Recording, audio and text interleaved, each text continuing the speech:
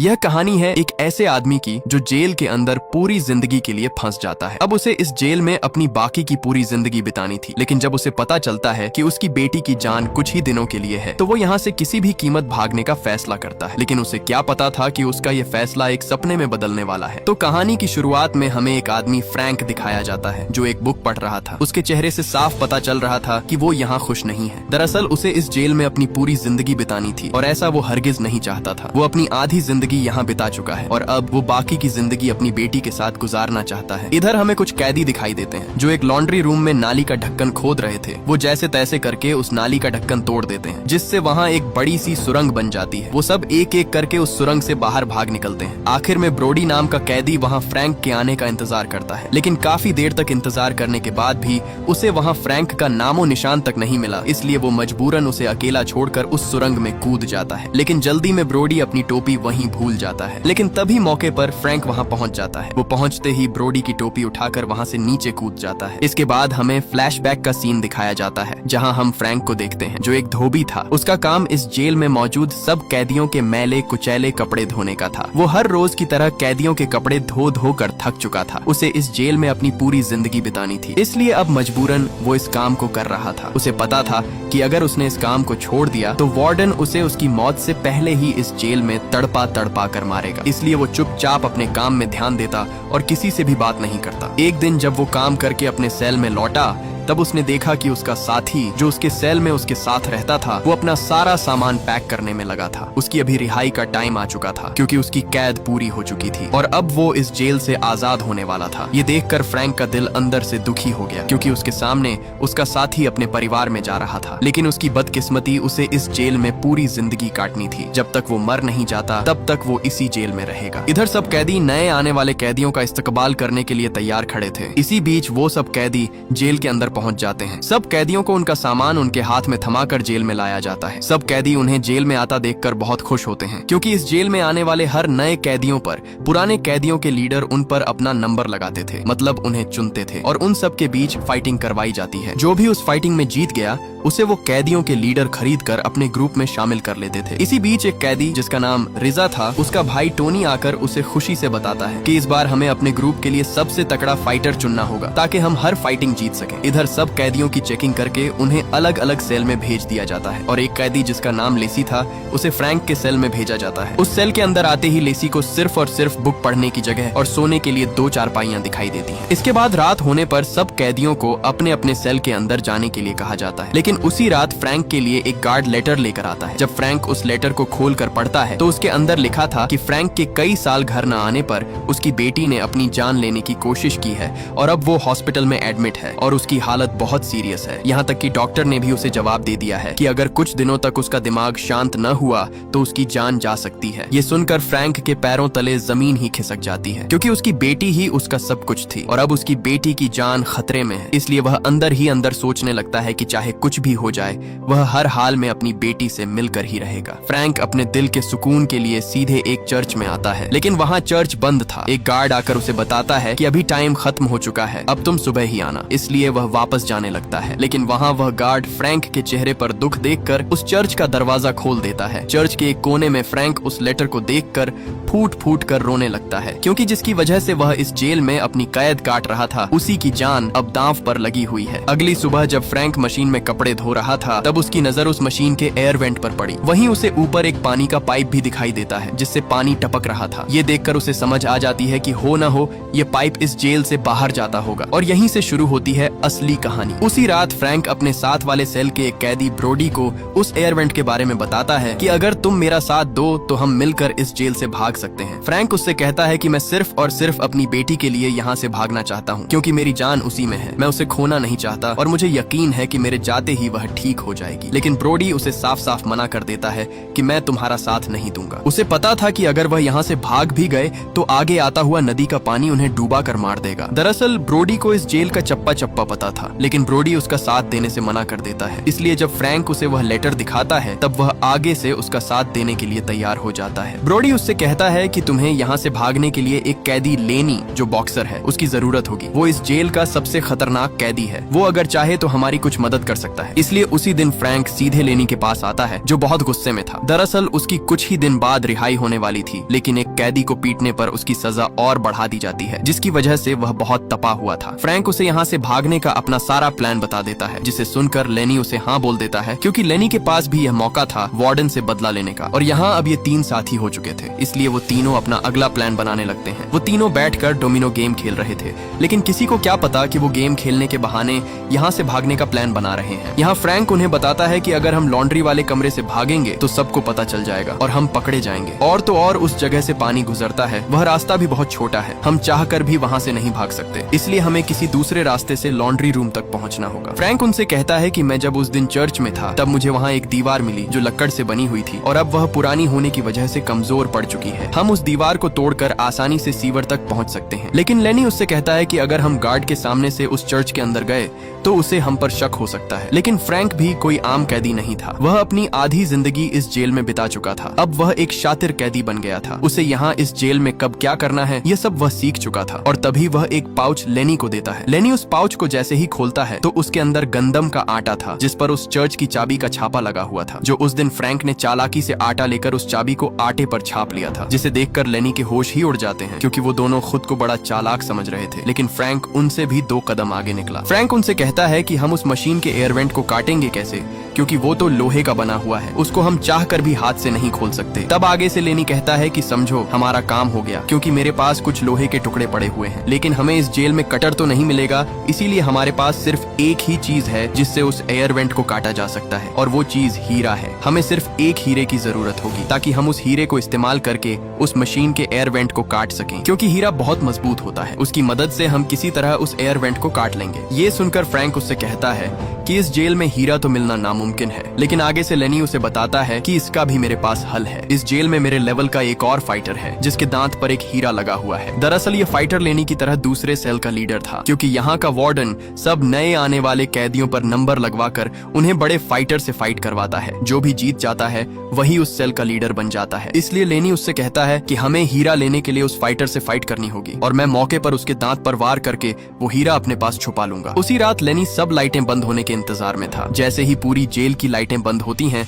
लेनी जल्दी से अपने सेल का एक लोहा तोड़ता है और दूसरा लोहा एक फ्रेम से। लेनी ने उन दोनों लोहे को आपस में जोड़कर एक रॉड तैयार कर लिया, जिससे वह अब उस एयर वेंट को काटने वाला था। लेकिन अभी भी उसे उसी हीरे की जरूरत थी जिससे वह उस एयर वेंट को काट सके। दूसरी तरफ फ्रैंक सीधा उस फाइटर, जिसका नाम टोटन था, के सेल में जाकर उसे लेनी से फाइट के लिए चैलेंज कर देता है। अब तीनों साथी अपना प्लान बनाकर तैयार हो चुके थे। ब्रोडी उन्हें उन डोमिनो टाइल्स से एक मैप बनाकर वह रास्ता समझा देता है जिस रास्ते से वो भागने वाले थे। उनका रास्ता मशीन के एयर वेंट से निकलकर सीधे सीवर तक जाता था। उसके थोड़े ही आगे एक नदी आने वाली थी। नदी पार करने के बाद उनकी आखिरी मंजिल ट्रेन की पटरियां थीं, जो उन्हें इस जेल से आजाद करने वाली थीं। ब्रोडी उन्हें आखिरी बात बताता है कि सुबह 5 बजने से पहले अगर हमने उस ट्रेन की पटरियों को पार न किया तो हम सब जान से मारे जाएंगे, क्योंकि उन पटरियों पर 5 होने के तुरंत बाद पूरे 630 वॉट का करंट छोड़ दिया जाता है, जहाँ से बचना नामुमकिन है। लेकिन उनके पास कोई और रास्ता भी नहीं था, इसलिए वो वहीं से भागने का फैसला करते हैं। वो तीनों अपना भागने का रास्ता समझकर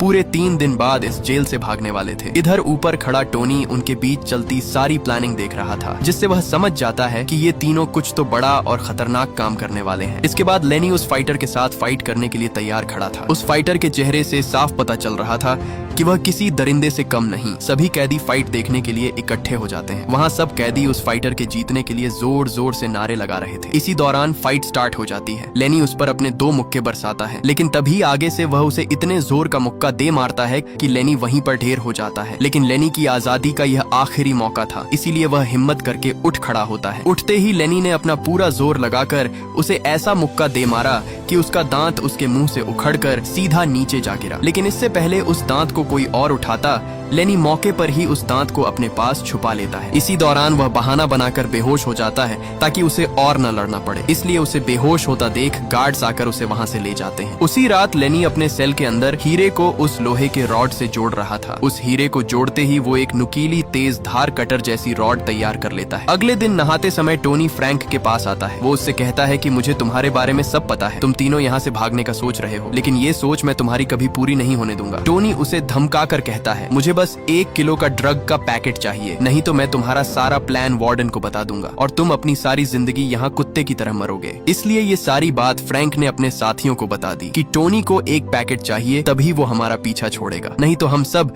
हमेशा के लिए यहाँ कैद हो जाएंगे। वो उसे मारकर अपने रास्ते से हटा भी नहीं सकते थे, क्योंकि टोनी इस जेल में सबसे खतरनाक कैदी रिजा का भाई था। उसके होते हुए उसे कोई भी हाथ नहीं लगा सकता। उन्हें पता था कि अगर उन्होंने उसे मार दिया तो रिजा उनके टुकड़े टुकड़े कर देगा। इसलिए ना चाहते हुए भी फ्रैंक उन दोनों से कहता है कि हमारे पास टाइम बहुत कम है, हमें इस जेल के अंदर एक कैदी विव बटिस्टा की मदद लेनी होगी। वही एक ऐसा कैदी है जो हमारी मदद कर सकता है। दरअसल विव बटिस्टा इस जेल में वार्डन के साथ मिलकर सबको ड्रग बेचा करता है, लेकिन इस ड्रग की कीमत बहुत ज्यादा होती है जो आम कैदी नहीं ले सकता है। इसलिए टोनी उन्हें इस्तेमाल करके उनसे ड्रग मांग रहा था। उसी दिन फ्रैंक सीधे बटिस्टा के पास आता है। फ्रैंक उससे कहता है कि अगर तुम इस जेल से भागना चाहते हो तो तुम्हें हमारी मदद करनी होगी। फ्रैंक उससे कहता है कि तुम्हें एक ड्रग का पैकेट टोनी को देना होगा। इसलिए ये सुनकर बटिस्टा मान जाता है, लेकिन बटिस्टा को पता था कि अगर उसने टोनी को ड्रग का पैकेट दे भी दिया तो फिर भी वो उनका भागने का प्लान वार्डन को बता देगा। इसलिए बटिस्टा उसे रास्ते से हटाने के लिए उसके पैकेट में जहर मिलाने का फैसला करता है। बटिस्टा उसी रात उस ड्रग में जहर मिलाकर एक पैकेट तैयार कर लेता है। बटिस्टा बुक देने के बहाने आकर वह पैकेट सीधे फ्रैंक के सेल में फेंक देता है। रात टोनी अपने दोस्त के साथ वह पैकेट लेने के लिए आ जाता है, जिसे देखकर फ्रैंक उस पर गुस्से में होता है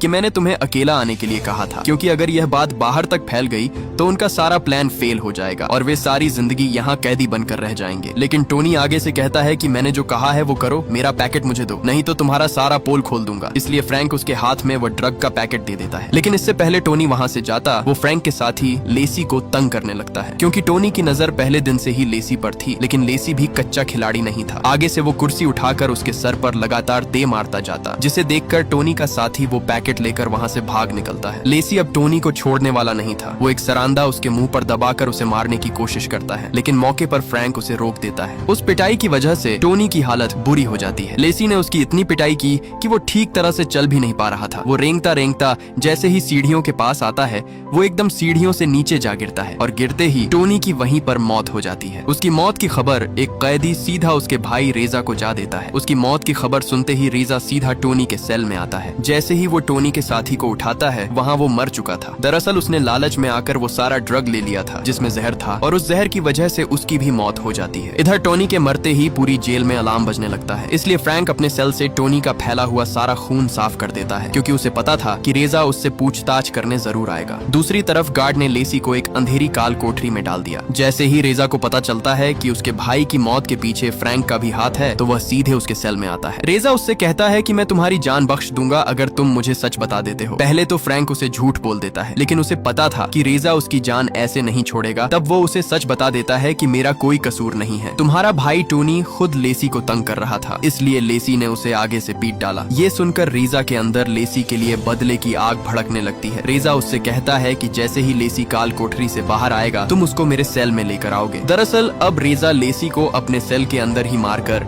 अपने भाई का बदला लेने वाला था। इधर सब दोस्त अपने अपने काम में लगे हुए थे। ब्रोडी अंधेरे के लिए कुछ मोमबत्तियां तैयार कर लेता है। यहाँ लेनी जेल से चुराया हुआ एक हथौड़ा और पेचकस निकाल लेता है और दोनों उन चीजों को कपड़े के अंदर लपेटकर छुपा देते हैं। जैसे ही बटिस्टा सबके कपड़े लेने के लिए आता है, वो दोनों चालाकी से उन कपड़ों को उस टोकरी में डाल देते हैं जिनमें उनके काम के हथियार थे, क्योंकि यह टोकरी बटिस्टा सीधे ऊपर लेकर जाने वाला था। बटिस्टा उन कपड़ों को लेकर नीचे लॉन्ड्री रूम में फेंक देता है, क्योंकि फ्रैंक के अलावा कोई भी कैदी लॉन्ड्री रूम में नहीं आ सकता था। वो कपड़े सीधा फ्रैंक की टोकरी में आ गिरते हैं। उन कपड़ों को लेकर फ्रैंक लॉन्ड्री रूम में छुपा देता है, क्योंकि आज रात ये सब यहाँ से भागने वाले थे और ये सब सामान उनके काम आने वाला है। फ्रैंक जैसे ही सब सामान छुपाकर ऊपर आता है, तब पीछे से एक गार्ड उसे अपने पास बुलाता है। ये सुनकर उसके रोंगटे खड़े हो जाते हैं, क्योंकि अब उसे लगा कि उसका ये प्लान फेल होने वाला है। लेकिन जब वो गार्ड के पास आता है तो वो उससे कहता है कि तुमसे मिलने के लिए कोई आया हुआ है। दरअसल उसकी बीवी उससे मिलने के लिए आई हुई थी। उसकी बीवी उसे बताती है कि हमारी बेटी अब हमारे बीच नहीं रही, क्योंकि कल रात वह हॉस्पिटल में ही अपना दम तोड़ चुकी है। ये सुनकर फ्रैंक के पैरों तले जमीन ही खिसक जाती है, क्योंकि वह जिसके लिए यहाँ से भागना चाह रहा था वह अब इस दुनिया में नहीं रही। इसलिए अब वह इसी जेल में अपनी जिंदगी काटने का फैसला करता है। उसी दिन लेसी को काल कोठरी से निकाल दिया जाता है। लेसी सीधे अपने सेल में आता है। आते ही फ्रैंक उसे बताता है कि रीजा ने मुझे तुम्हें उसके सेल में लेकर आने के लिए कहा, क्योंकि वह तुमसे अपना बदला लेने वाला है। फ्रैंक उसे अपनी बेटी की फोटो देकर कहता है कि चर्च के एक कमरे में होल होगा, वहाँ बटिस्टा बेटा और लेनी तुम्हारा इंतजार कर रहे होंगे। दरअसल फ्रैंक ये इसलिए कहता है क्योंकि अब उसका इस जेल से भागने का कोई फायदा नहीं था,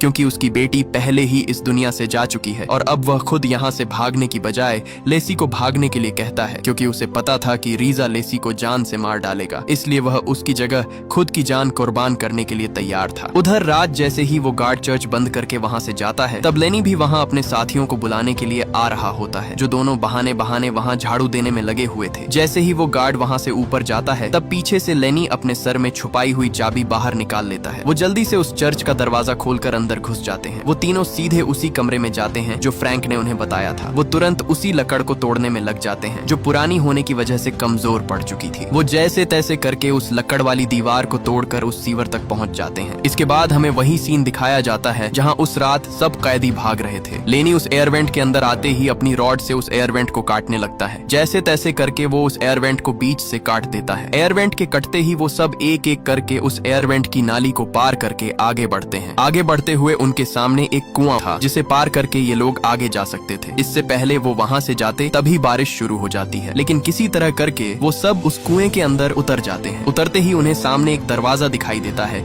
जो बहुत मजबूती से बंद था। वो सब जैसे तैसे करके अपना पूरा जोर लगाकर उसे खोल देते हैं। उस दरवाजे के खुलते ही वो सब एक सुरंग के अंदर आ जाते हैं। इसी दौरान ब्रोडी वही मोमबत्तियां जलाकर उन्हें देता है जो उस दिन उसने अपने सेल के अंदर छुपकर बनाई थी। वो उन मोमबत्तियों को जलाकर सीधे ट्रेन की पटरी की तरफ भागते हैं। वो सब खुशी से भागते भागते आगे एक दीवार से टकरा जाते हैं जो पूरी तरह बंद थी, जिसे देखकर लेनी अपनी हिम्मत हार जाता है, क्योंकि उनका यह प्लान फेल हो चुका है। इसलिए लेनी लेसी पर गुस्से होता है, क्योंकि यहाँ से भागने के प्लान में वो शामिल नहीं था। लेनी आगे से उसे एक मुक्का दे मारता है। जैसे ही वह मुक्का मारता है, तभी दीवार से एक पत्थर नीचे आ गिरता है, जिसे देख उन्हें समझ आ जाती है कि ये दीवार मजबूत नहीं है, क्योंकि यहाँ पानी होने की वजह से वो दीवार कमजोर पड़ चुकी थी। इसीलिए वो सब उस दीवार को खोदने लगते हैं। खोदते खोदते वो दीवार एक सुरंग की तरह बन जाती है, लेकिन फिर भी आगे से वो बंद थी। इसीलिए ब्रोडी उसके अंदर घुसकर उसे खोदना शुरू कर देता है, लेकिन तभी ऊपर से वो दीवार गिर जाती है और ब्रोडी उन पत्थरों के बीच फंस जाता है। इसलिए जल्दी से फ्रैंक उसके अंदर जाकर किसी तरह करके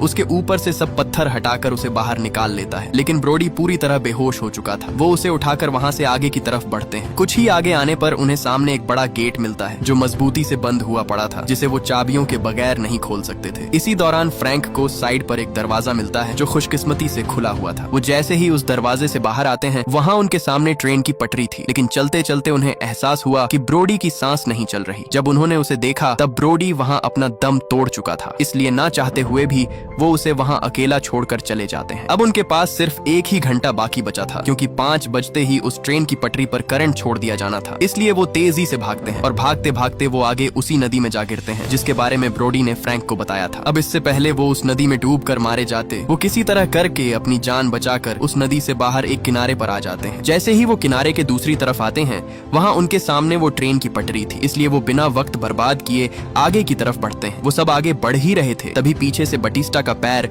एक पटरी के बीच फंस जाता है। वो सब जल्दी से उसे बाहर निकालने की कोशिश करते हैं, लेकिन बदकिस्मती से उसी टाइम पर वहाँ ट्रेन उनकी तरफ तेजी से बढ़ रही थी। लेनी उसे बाहर निकालने के लिए अपनी जान लगा देता है। ट्रेन उनके बहुत करीब आ चुकी थी, इसलिए मौके पर ही लेसी और फ्रैंक वहाँ से पीछे हट जाते हैं और तभी वह ट्रेन लेनी और बटिस्टा दोनों को वहाँ कुचलती हुई आगे निकल जाती है। अब सिर्फ वो दोनों ही बचे थे। उन्हें सामने एक रोशनी दिखाई देती है, जिसे देखकर वो जल्दी से भागते हुए आगे आते हैं। आगे आते ही उनके सामने ट्रेन स्टेशन था, जिसे देखकर उन दोनों की खुशी का कोई ठिकाना नहीं था, क्योंकि वो दोनों आखिरकार उस जेल से भाग ही निकले। फ्रैंक और लेसी दोनों ने जल्दी से अपने अपने कपड़े बदल लिए और लेसी उसे अलविदा करते हुए अपनी फैमिली की तरफ भाग निकलता है। फ्रैंक जैसे ही उन सीढ़ियों के सामने आता है, उसका दिल खुशी से झूम उठता है, क्योंकि अब वह यहाँ से सीधे अपने घर की तरफ जाने वाला था। वह खुशी से उन सीढ़ियों को पार करके ऊपर आ ही रहा था, तभी पीछे से उसे झटका लगता है और हमें फ्रैंक दिखाया जाता है, जो जेल के अंदर रीजा के सेल में था। दरअसल फ्रैंक ने लेसी को अपनी बेटी की तस्वीर देकर उसे यहाँ से भगा दिया और वो लेसी की जगह खुद रीजा के सेल में आ गया और उसने उसका ध्यान भटकाने के लिए